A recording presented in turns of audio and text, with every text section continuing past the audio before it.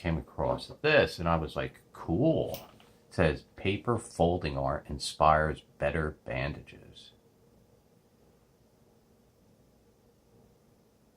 This is like for the knee or the elbow, and it stays on even after 100 bending cycles. It says the key to the film's clinginess is the pattern of slits that the researchers have cut into the film. Similar to the cuts made in paper folding art is known as Kiragami.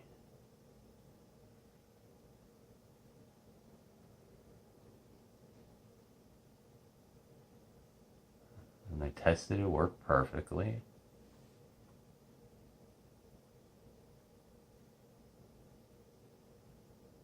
Ooh, the group also engineered a wearable electronic film outfitted with light emitting diodes. All 3 films can be function as and stick to the skin even after 100 knee bends. Something different.